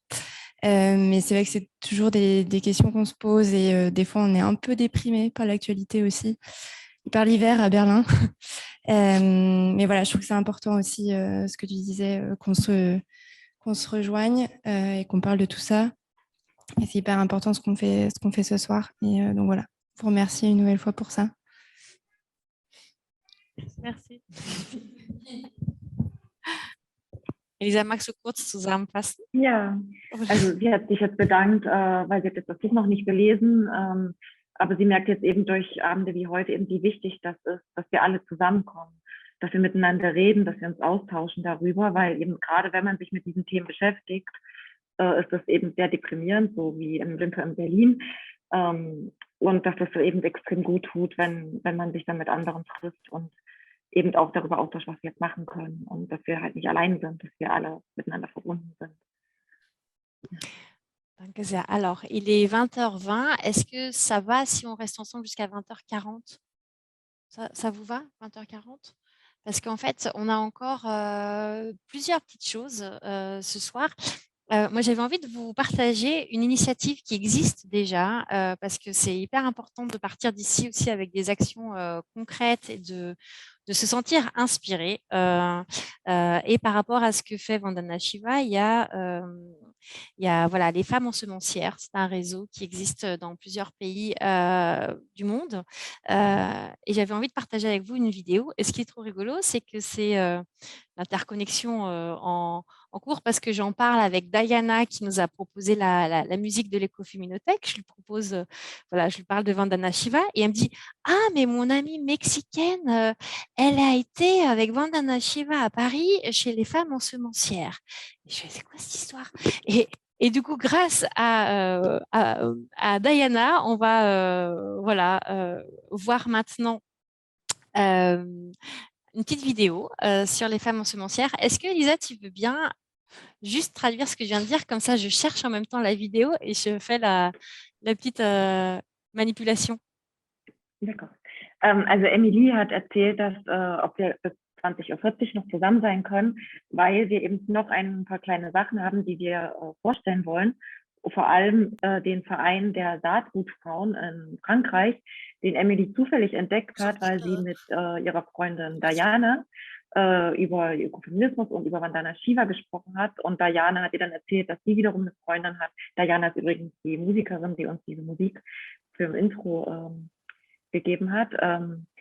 Die erzählt hat eben von einer Freundin aus Mexiko, die sich mit Vandana Shiva in Paris trifft, um eben die Saatgutfrauen Les Femmes Semencières, diesen Verein, den wir jetzt gleich sehen werden, kennenzulernen. Und jetzt schauen wir uns das Video an, was Emily uns da rausgesucht hat. Und können wir das auch hier sehen? Je m'appelle Claire Chanu et je mène un mouvement qui s'appelle le mouvement des femmes semencières. Ce mouvement est né à la demande d'un philosophe, agriculteur, un visionnaire français qui s'appelle Pierre Rabhi, qui est aussi un grand monsieur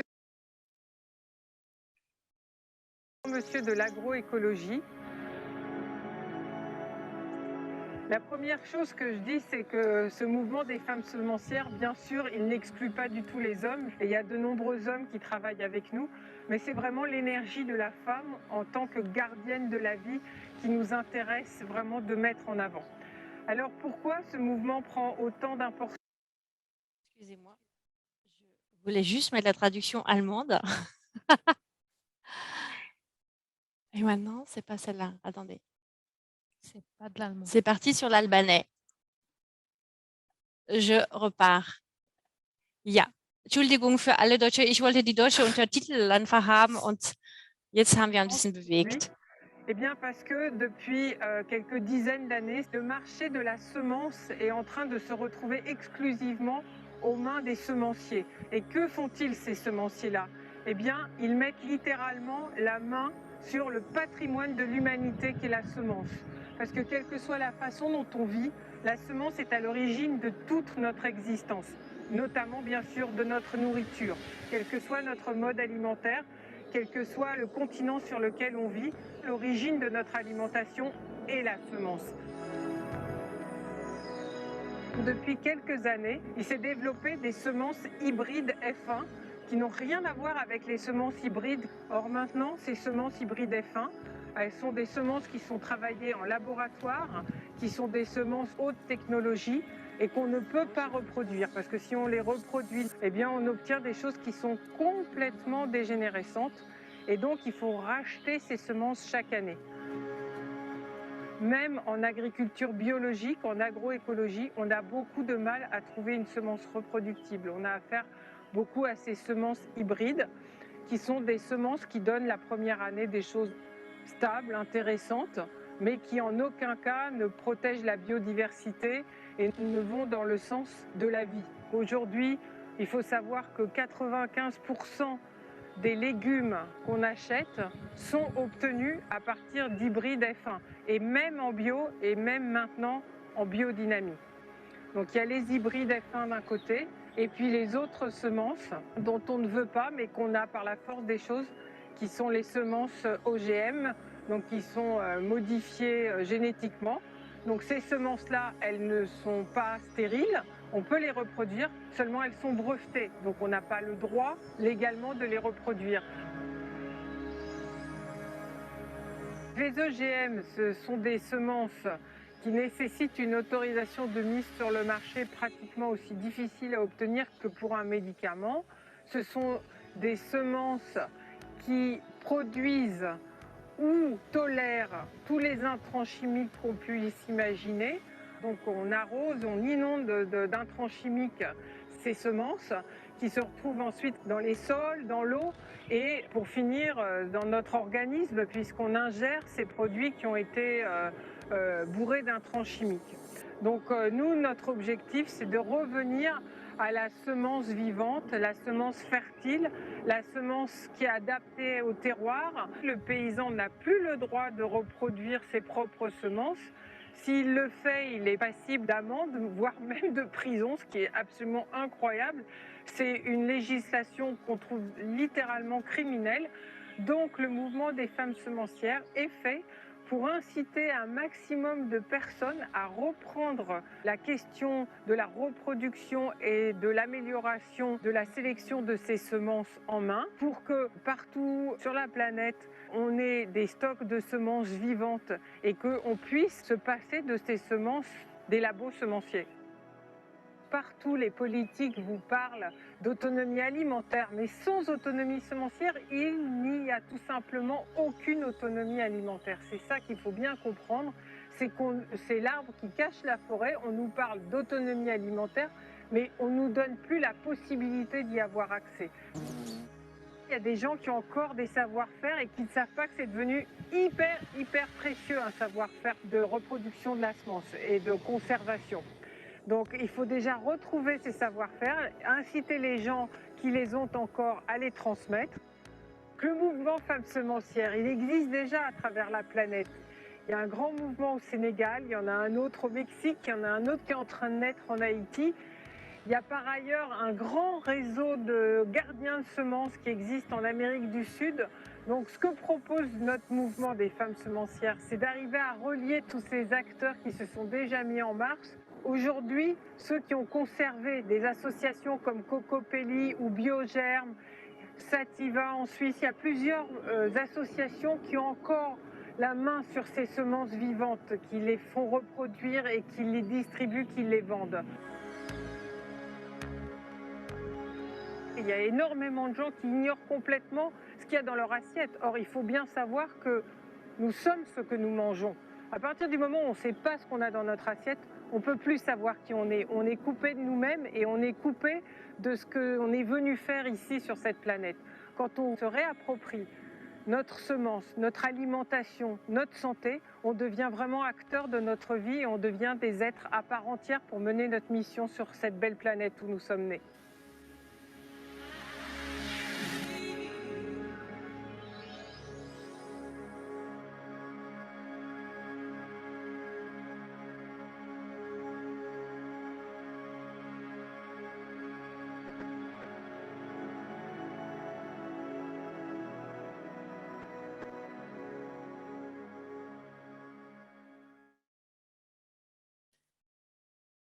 Und apropos Samen, Pflanzen und konkrete Initiativen haben wir mit Susi und Positive Lab ein kleines Projekt hergestellt und Hélène wird uns kurz darüber sprechen. Donc à propos de semences et d'initiatives concrètes, on a imaginé un petit projet à notre échelle avec le Positive Lab et Susi Frauenzentrum, et Hélène va nous expliquer de quoi il s'agit.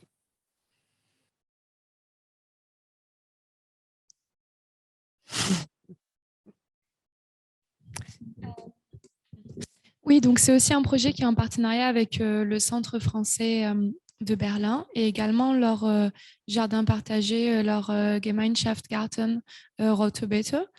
Et donc, en fait, le but, c'est qu'on puisse avoir un jardin à nous, un bac dans le Rotebeete, qu'on vienne cultiver, nous, les femmes du Positive Lab, donc qui sommes plutôt françaises et allemandes, avec les femmes de Suzy, et que ainsi des femmes de différentes cultures, origines, puissent se rencontrer autour du travail de la terre et qu'on puisse également justement en profiter pour faire pousser nos propres semences, parmi les semences dont on a parlé, et aussi des plantes médicinales. Donc, pourquoi pas faire également un jardin de sorcières.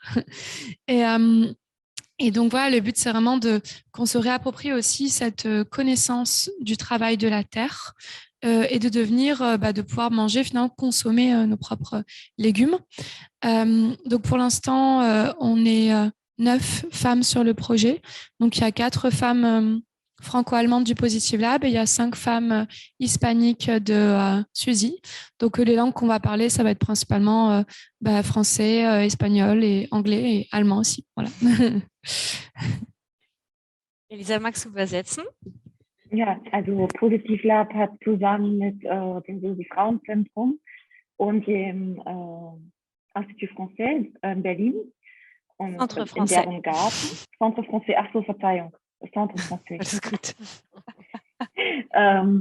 Ein Projekt eines Gemeinschaftsgartens ins Leben gerufen, an dem sie gemeinsam eben wieder die Hände selber in die Erde stecken und sich wieder dieses Wissen aneignen, die eigene Nahrung anzupflanzen.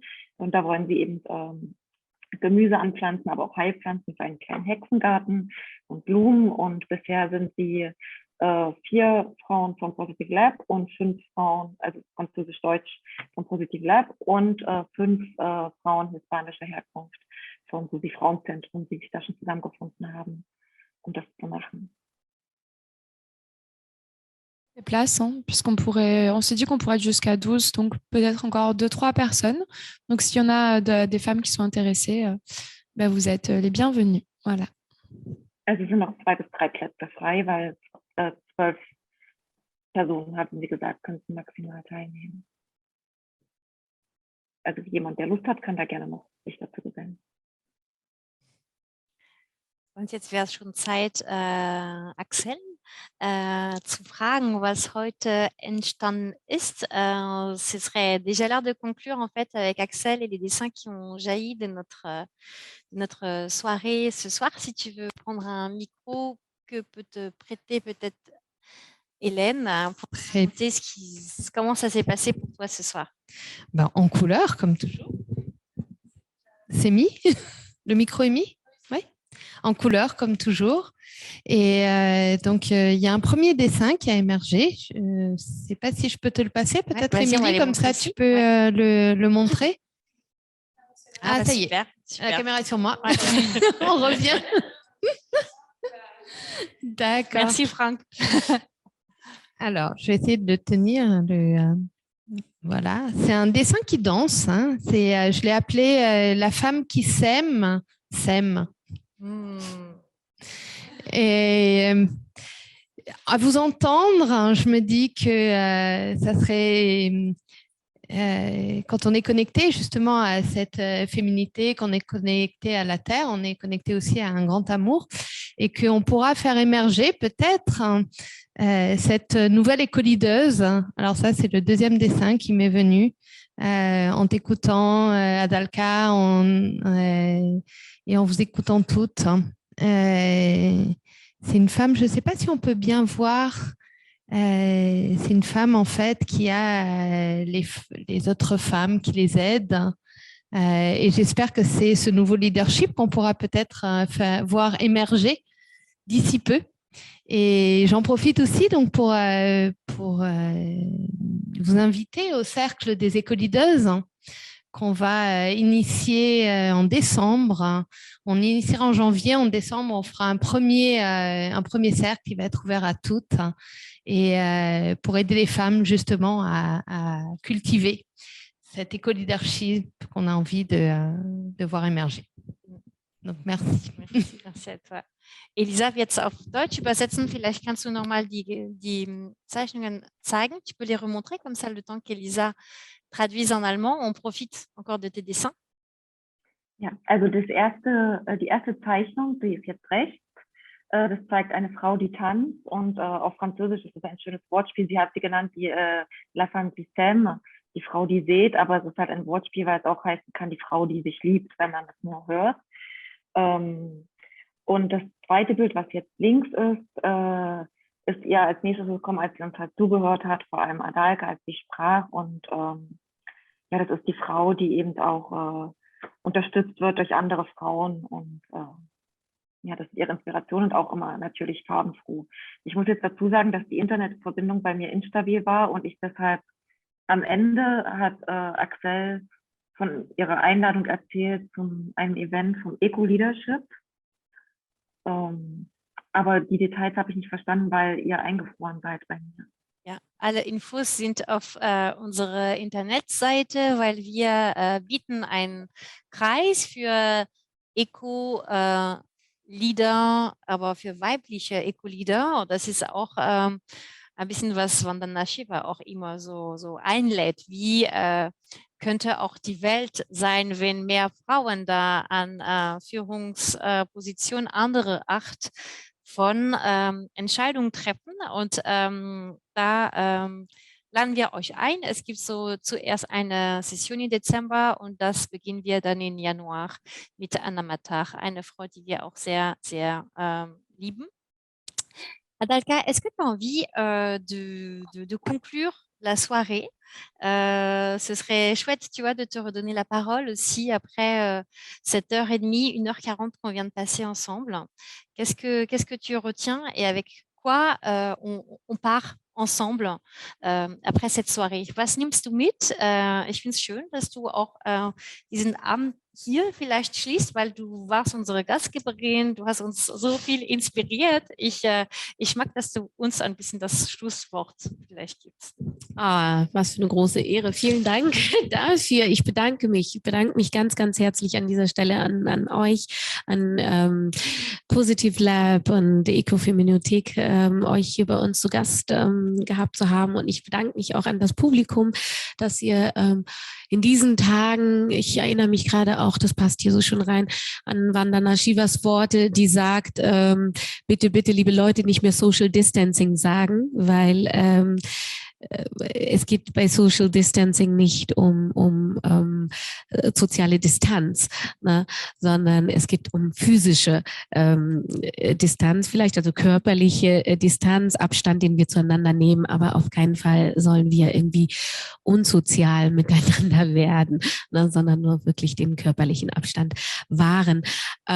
Ich bedanke mich für dieses Buch tatsächlich, weil Elisa hat es, glaube ich, ausgesucht, ne, dieses Buch. Und mir bleibt in Erinnerung, dass dieses Buch nicht nur, wie der Titel sagt, 1%, dass diese 1% nicht nur eine Zahl ist, ja, sondern dahinter steckt ein System, ja, das nehme ich mit, ein ganz, ganz großes System, verwobene Strukturen, die sich ganz doll gefestigt haben, die unser aller Leben immer wieder bestimmen, fortwähren. Dahinter steckt dieses System von diesen mächtigen Menschen, von denen wir heute gehört haben. Es wurden sehr viele mächtige Namen genannt, gerade in diesen Tagen, wenn wir auf wie wir auch immer dazu stehen, aber auf geimpft, ungeimpft, auf all das schauen, was zurzeit passiert. Kollektiv sehen wir die Gier, die dahinter steckt. Wir sehen ganz, ganz viel Gier. Wir sind so Anhäufung von Vermögen, von reichen Menschen, die immer noch reicher werden, immer vermögender werden. Wir sehen ganz viele Sachen, Strukturen, die sich so gefestigt haben, dass sie gesellschaftlich salonfähig geworden sind, dass es immer wieder schwieriger wird, sie anzuprangern, sie zu kritisieren. Wir sehen Trennungen, Spaltungen, die entstehen und gleichzeitig, um das mit den Worten von Vandana Shiva zu sagen, wenn wir sehen, dass trotz alledem wir trotzdem die Möglichkeit haben, unser Wissen zu teilen, Bündnisse zu schaffen, so wie wir es heute Abend irgendwie gemacht haben, unser Wissen zu teilen, füreinander da zu sein und dann können wir die Welt, glaube ich, ein bisschen gerechter machen und zu einem angenehmeren Ort für uns. Das ist das Motto von uns. Hier im Susis versuchen wir jeden Tag zu leben und ich weiß, das ist auch das Motto von Positive Lab und auch mit Elaine freue ich mich ganz, ganz doll, dass wir bald das Gartenprojekt angehen werden, um tatsächlich auch nachhaltig Lebensmittel zu schaffen, die wir hier konsumieren können, um auch da zu schauen, dass viele Lebensmittel, die nicht so einfach immer zu uns nach Deutschland in diesem Fall jetzt schaffen, auch gerne dort bleiben können, wo sie vielleicht noch dringender benötigt werden.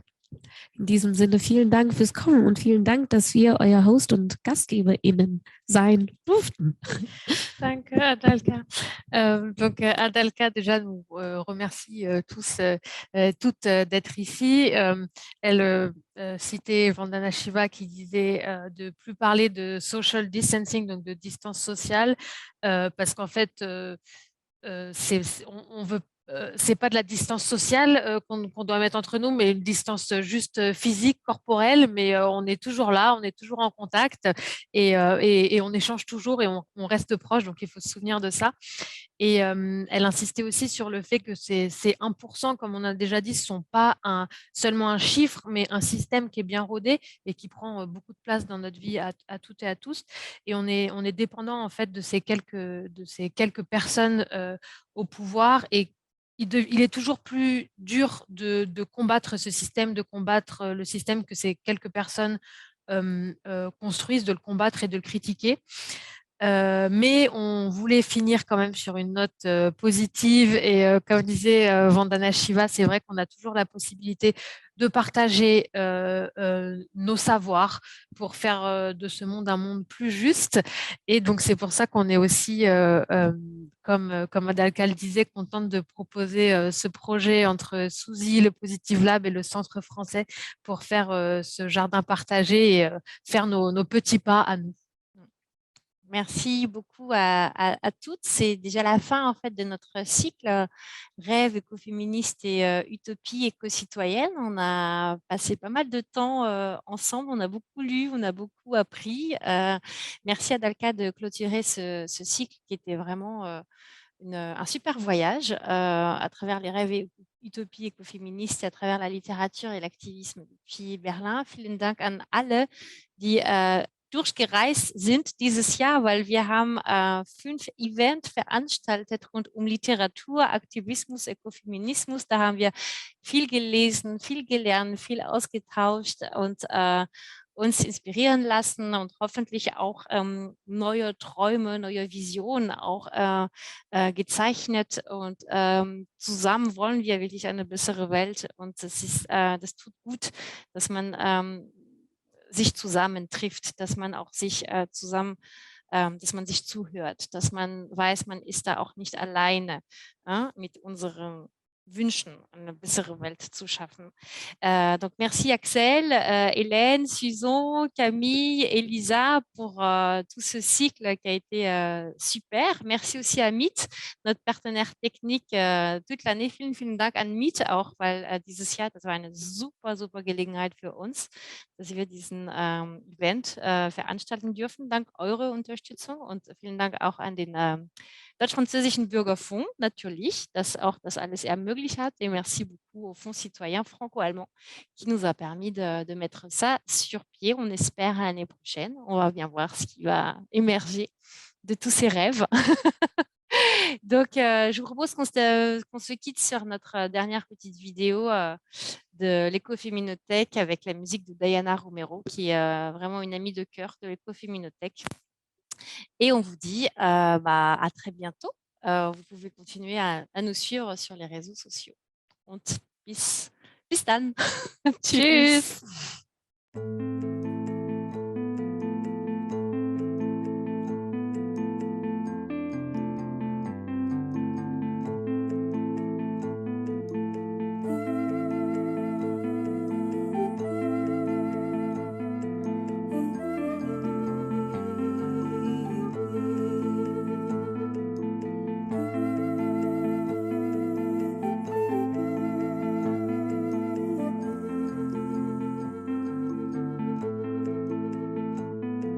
La tierra,